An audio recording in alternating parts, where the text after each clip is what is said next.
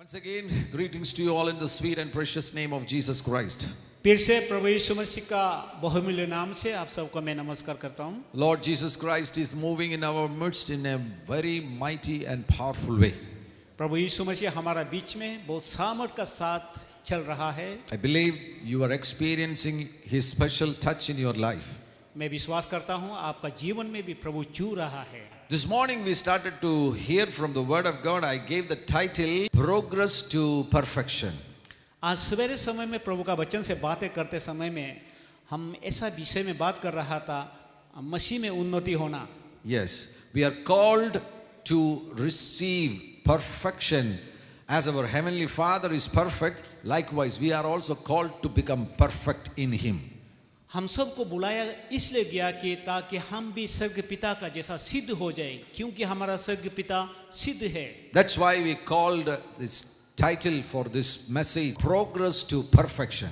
इसीलिए हम इस सुसमाचार का जो विषय को रखा है, सिद्धता में हमें उन्नति होना है। We started from Matthew chapter 5 and verse 48. मत्ती 5 का 48 से हम शुरू किया है। There Jesus spoke to the Jewish people, as your heavenly Father is perfect, just like your heavenly Father you shall also be perfect. उसी में यीशु मसीह यहूदी लोगों को बोल रहा है कि जैसा स्वर्ग पिता सिद्ध है, अच्छा है, इसी प्रकार हम सब भी सिद्ध होना चाहिए। This is about our internal goal. We have goals as children of God. We have external goals in our life. We have internal goals in our life. जिस प्रकार हमारा शरीर में बाहर में हमारा उद्देश्य होता है, इस प्रकार हमारा अंदर का जीवन में भी एक अच्छा उद्देश्य होना चाहिए। We are children of God. हम सब परमेश्वर का संतान हैं। What is our external goal? हमारा बाहर का हमारा उद्देश्य, उसका बुलाहट क्या है? What we do for God. हम परमेश्वर के लिए क्या करता है? Preaching, sharing the gospel, praying for other people. This is what is called as what we do for God, our external goals in the kingdom of God. हम परमेश्वर का राज्य में बाहर में हम क्या करते हैं? दूसरों के लिए प्रार्थना करते हैं, वचन शेयरिंग करते हैं, प्रभु का सेवकाई करते हैं। We were hearing about internal goal, what we are in God. That means our internal nature, our internal character, how we receive transformation inside in the name of Jesus. और हमारा अंदर का बात भी एक इसमें उद्देश्य होना चाहिए, मुख्य बातें होना चाहिए। अंदर का बात है ये है कि हम प्रभु यीशु मसीह में किस प्रकार होना चाहिए। If we are children of God, we need internal transformation. अगर हम परमेश्वर का संतान हैं, बच्चे हैं, तो हमारा अंदर में भी परिवर्तन होना चाहिए। We cannot change our character. जैसा हमारा स्वभाव को हम बदल सकते हैं, We need the help of the Holy Spirit. और स्वभाव को बदलने के लिए हम पवित्र आत्मा का सहायता जरूरी है। We heard about Paul and his life experiences. हम पौल और उसका जीवन में कैसा अनुभव हुआ था उसका हम सुना है। Paul was a very bad person, Paul एक बहुत बुराई आदमी था, but God transformed his life. लेकिन परमेश्वर पौल को बदल डाला है। He became an apostle of Jesus Christ. और पौल यीशु मसीह के लिए एक सुसमाचार प्रचार करने वाला हो गया है। Two things we noted about Paul. His nature, he started pressing on. और पौल का विषय में हम दो बातें सीखा है। एक तो है वो आगे बढ़ते गया, He was determined to reach that goal. और उस उद्देश्य को पहुंचने के लिए अपना मन में निर्णय करके जाते रहा। That determination was there. और अपना मन में डिटरमाइन करके निश्चय करके जाते रहा। If you study about the commitment of Paul, wholehearted commitment to God, we see 100% he was committed to God. अगर पौल का विषय में आप जब अच्छा से जानना शुरू करेंगे, तो अपना जीवन में अपना पूरा प्रभु के लिए सेवकाई करने के लिए, कुछ करने के लिए वो निर्णय लेके करता है। And secondly, we heard about forgetting his past. और दूसरा बात हम सुना है, वो पुराना बातें को भूल जाता है। If you keep our past on our present, that is going to stop our advancing. और पुराना बातें को हम मन में रखते हुए अगर चलते रहेगा, तो आगे बढ़ने के लिए ये रुकावट बन सकता है। If you want to advance, you need to forget your past. अगर आगे आपको उन्नति होना चाहता है, आगे चलना चाहता है, तो पुराना बातें को भूल जाना चाहिए। Forgetting your failures, आपका जो फेल हुआ है उसको भूल जाना है, And all succeeded people, even you have to forget your success also. और जितना भी सफलता हुए हैं और कितना भी बीते हुए दिनों को हुआ है उसको भी भूल जाना चाहिए, Because there is more ahead. क्योंकि उसका आगे में और भी सफलता पाने के लिए है। Your future is greater than your past. आपका जो भविष्य है बीते हुए जीवन से भी बड़ा है, So don't live on your past success.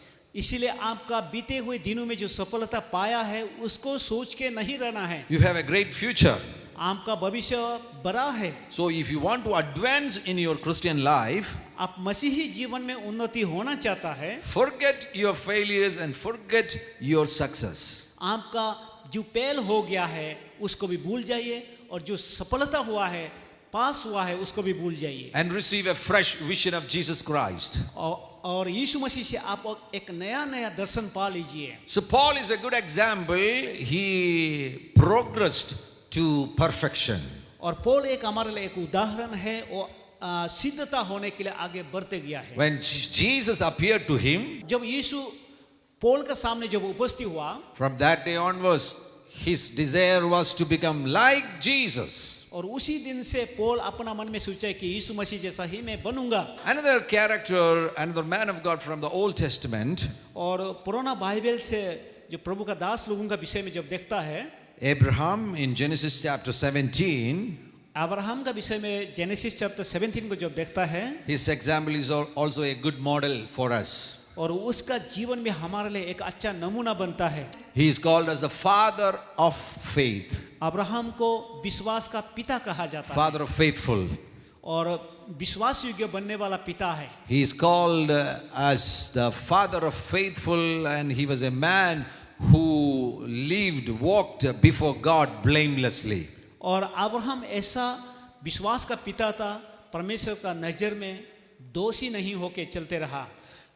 In chapter 17 and verse 1, genesis chapter 17 का 1 में it is written, when Abraham was 99 years old, the Lord appeared to Abraham and said to him, I am Almighty God, walk before me and be blameless. और Abraham 99 साल हो गया था उस समय में परमेश्वर उसका सामने उपस्थित हुआ और कहा कि मैं तुम्हारा परमेश्वर है, इसलिए मेरे सामने बिना दोषी पाए तुम सिद्धता में चलना है। Many years ago, he received a calling from God. जब प्रभु से ऐसा बुलाहट आया, That time he was in Babylon, उस समय में अब्राहम बेबीलोन में था, and he was not knowing the true God. और उस समय में अब्राहम सच्चाई परमेश्वर को मालूम नहीं था। But God appeared to him. लेकिन परमेश्वर अब्राहम का सामने आया। When God appeared to him, जब परमेश्वर सामने जब आया, he decided to progress in his faith. और तब उन्होंने विश्वास में आगे बढ़ने के लिए और निर्णय लेता है। And in chapter 12 of Genesis, genesis chapter 12 में ऐसा दिखता है, God very specifically spoke to him, परमेश्वर ने उसको विशेष करके बात करता है, get out of your country, from your family and from your father's house to a land that I will show you.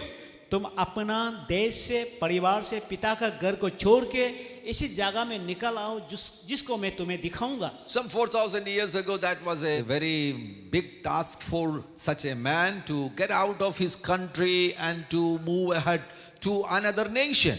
आज से 4000 साल पहले का जो बात था, उस समय में किसी व्यक्ति को अपना देश को, परिवार को, माँ पिताजी को छोड़ के अन्य देश में निकल जाना बहुत कठिन काम था। Even now, that is very difficult for people in Arunachal Pradesh. अभी भी अरुणाचल का लोगों के लिए तरह तकलीफ होता है, बाहर नहीं निकल सकता है। Even if you get an opportunity to go to another nation, you will not go.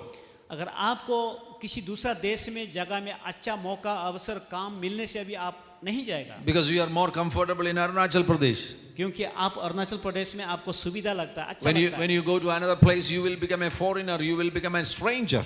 आप दूसरा जगह में जब जाएंगे, अपने आप को एक फॉरेनर जैसा, एक अन्य जाति जैसा आपको सोच के बैठेगा। So you don't want to go any other place other than Arunachal Pradesh. आप अरुणाचल प्रदेश को छोड़ के दूसरा जगह में जाने के लिए आपको पसंद ही नहीं होता है। If so, 4,000 years ago, how Abraham left his own country and his own father's house and moved to another nation which he never been. आप सोच के देखिए, आज से 4000 साल पहले अब्राहम को अगर ऐसा कहता कि तुम्हारा पिता को, परिवार को, देश को छोड़ के ऐसा जगह में तुम चला जाओ जहाँ में तुम जानता ही नहीं है, तब कितना तकलीफ होता होगा, कितना मुश्किल हुआता होगा। It's because of that supernatural vision. और ये सबसे बड़ा एक सुपरनेचुरल, एक अद्भुत दर्शन परमेश्वर से पाने का वजह से हुआ है। What happened to Paul? Paul को क्या हुआ? He got a fresh vision about Jesus Christ. यीशु मसीह का विषय में एक नया दर्शन उसको मिला। What happened to Abraham? Abraham को क्या हुआ? He received a vision about true God. उसको सच्चाई परमेश्वर का दर्शन पाया। Till that day he thought that these wooden idols or these stone idols were gods. तब तक अब्राहम सोच रहा था जो काठ से मूर्ति बनाया हुआ, पत्थर से मूर्ति बनाया हुआ यही परमेश्वर है। But the true God appeared in his room. लेकिन सच्चाई परमेश्वर उसका सामने जब प्रकट हुआ, Living God appeared in his room. जब जिंदा परमेश्वर उसका सामने जब प्रकट हुआ, And from that day onwards, उसी दिन से लेके when he received that fresh vision in his life, जब अब्राहम उसका जीवन में जब एक नया दर्शन जब मिला, he wanted to be like God वो परमेश्वर का जैसा होना चाहा, in nature and in character. उसका स्वभाव में, चाल चलन में। That's why he decided to follow God. इसीलिए वो परमेश्वर का पीछे जाने के लिए निर्णय लिया। God spoke to him, leave your country, परमेश्वर ने उसको कहा अपना देश को छोड़ो, leave your father's house. पिताजी का घर को छोड़ो। That's a big risky decision. उसका बहुत खराब माने एक जिम्मेदारी, एक निर्णय लेना पड़ा। But he decided. फिर भी उन्होंने निर्णय लिया। Why? क्यों? He had a vision, very clear vision about God. परमेश्वर का विषय में उसका सचमुच एक सच्चाई दर्शन उनको मिला। And he understood that उसको पता चल गया at any cost, जैसा भी होने से भी I want to follow him. मैं उसका पीछे चलूंगा। For that even I am ready to leave my own country. मैं प्रभु के लिए मैं अपना देश को भी छोड़ूंगा। When he made such a decision, इसी प्रकार जब अब्राहम ने निर्णय लिया, then God started speaking to him. तब ही परमेश्वर अब्राहम को बातें करना शुरू किया। You left your nation, तुम अपना देश को छोड़ा, you left your father's house. तुम अपना पिता का घर को छोड़ा। Now what I am going to do in your life? मैं तुम्हारा जीवन में क्या करने वाला हूँ? Do you know what I am going to do in your life? तुम्हें पता है तुम्हारा जीवन में मैं क्या करने वाला हूँ? I will make you a great nation. मैं तुमको बड़ा महान एक जाति बनाऊंगा। Praise the Lord. Praise the Lord. Hallelujah. Hallelujah. Remember, when you make a decision for God, जब आप प्रभु के लिए निर्णय लेता है, the result is going to be awesome, glorious, great. और उसका फल बहुत महान और महिमा से बड़ा होगा। Here, God spoke to Abraham, I am going to make you a great nation. और यहाँ परमेश्वर अब्राहम को कहा कि तुम्हें बहुत बड़ा जाति बनाऊंगा। He left his nation, he left his village, he left his father's house. वो अपना जाति को, देश को छोड़ा, पिताजी को छोड़ा और अपना परिवार को छोड़ा। He was expecting nothing from God. वो परमेश्वर से कुछ भी आशा नहीं किया। He made such a decision because he saw God. ऐसा उन्होंने निर्णय क्यों लिया? क्योंकि उन्होंने परमेश्वर को देखा है। When he saw God, he understood that this is my future, this is my God. I want to catch the character and nature of God in my life. I want to follow him. जब वो ऐसा दर्शन पाया तब Abraham ने ऐसा निर्णय लिया कि यही मेरा प्रभु है, यही मेरा सच्चाई है, यही मेरा भविष्य बनेगा, इसलिए मैं प्रभु का पीछे चलूंगा। He was not expecting anything from God. वो परमेश्वर से कुछ से पाने के लिए आशा नहीं किया। But when he made such a decision, जब इसी प्रकार और निर्णय जब लिया, God spoke to him, परमेश्वर ने उसको बात किया, I'm going to make you a great nation.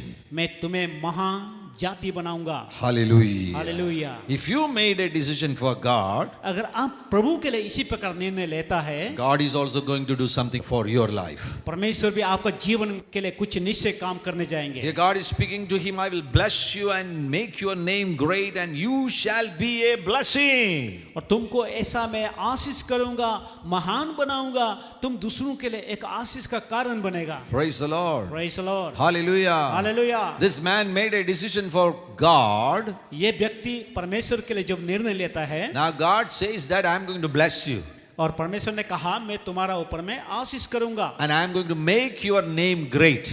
मैं तुम्हारा नाम को भी महान बनाऊंगा। And what is the meaning of making the name great? और नाम को बड़ा करने का मतलब क्या है? His name is Abraham. उसका नाम अब्राहम था। Maybe Nabum Abraham. हो सकता है उसका नाम ले लीजिए, Nabum Abraham. So his title is Nabum Abraham. उसका जाति नाबुम अब्राहम है। But God says that, परमेश्वर उसको बोलता है, now you are known as Nabum. अभी से तुम्हारा नाबुन नहीं होगा, You are known as a man from such and such tribe. तुम ऐसे ऐसे जाति से ऐसा आदमी या व्यक्ति नहीं होगा, But I am going to change your name. लेकिन मैं तुम्हारा नाम को बदल दूंगा, I am going to make your name great. तुम्हारा नाम को महान बड़ा करूंगा। How? He is going to make his name great. उसका नाम को महान कैसा बनाएगा? He will be represented as the representative of God. और वो परमेश्वर का नेतृत्व करेगा, रिप्रेजेंटेटिव करेगा। He will be called as the prophet of God. उसको परमेश्वर का प्रोफेट कहा जाएगा, भविष्यवक्ता कहा जाएगा। Otherwise, नहीं तो his name is Abraham God. उसका अब्राहम गॉड कहेगा। His father's name is God. उसका पिता का नाम है परमेश्वर, So the son God, father's title. और इसलिए बेटा पिताजी का नाम का जाति को मिला है। It means that इसका मतलब the world is going to know Abraham as a person who belonged to God. परमेश्वर अब्राहम को इसी प्रकार व्यक्ति बनाने के लिए जा रहा है जो कि परमेश्वर का ही हो। Praise the Lord. Praise the Lord. Hallelujah. Hallelujah. If that is the case with Abraham, अगर अब्राहम के जीवन में इसी प्रकार हुआ है तो how much more is your experience? और इसी प्रकार आपका जीवन में भी ऐसा होगा। How much more you are blessed? और कितना ही आपका जीवन में धन्य है, Because now you are called as a child of God. क्योंकि आप सबको परमेश्वर का संतान कहा जाता है। More than Nabum or Techi or Thaya, you are called as a child of God. आपको नाबुन से बढ़ करके, तची तना क्या से भी बढ़ करके आप परमेश्वर का संतान है। Praise the Lord. God spoke to Abraham, परमेश्वर ने अब्राहम को कहा, you shall be a blessing. तुम आशीष हो जाएंगे। What's the meaning? इसका मतलब क्या? If I tell you that you shall be an apple, अगर मैं कहूं कि तुम एप्पल होगा, what is the meaning? इसका मतलब क्या है? You will become an apple. आप एप्पल ही हो जाएगा। If I tell you that you are a mango, आपको कहेगा, आपको मैंगो आम कहेगा, then head to toe you are mango. पूरा आपको जब आम बना देता है तो आप सर से पांव तक आप आम ही हो जाता है, या एप्पल बना देता है तो आप एप्पल ही हो जाता है। God spoke to Abraham, परमेश्वर ने अब्राहम को कहा, you shall be a blessing. तुमको आशीष हो जाएंगे। What is the meaning? इसका मतलब क्या है? He became a blessing. वो आशीषित हो गया उसका जीवन, From head to toe, पूरा सर से पांव तक he's a blessing. वो आशीष मिल गया। Otherwise, he became a center of blessing. इसका मतलब आशीष पाने का वो मुख्य जगह हो गया। When he speaks, blessings. और जब वो बोलता है तो भी आशीष हो जाता है। When he touches, जब वो छू देता है blessing. उसमें भी आशीष हो जाता है। When he walks, जब वो चलता है blessing. उसमें भी आशीष हो जाता है। Why? क्यों? He is a blessing. क्योंकि उसको आशीष बना दिया है। Praise the Lord. Praise the Lord. Hallelujah. Hallelujah.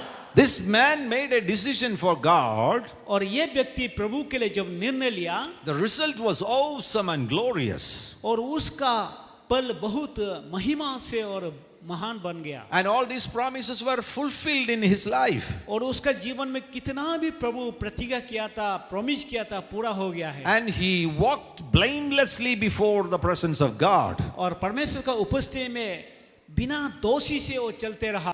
Genesis chapter 17, genesis chapter 17 में God again spoke to him. और परमेश्वर उसको फिर से कहा, I will make you exceedingly fruitful and I will make nations of you and kings shall come from you.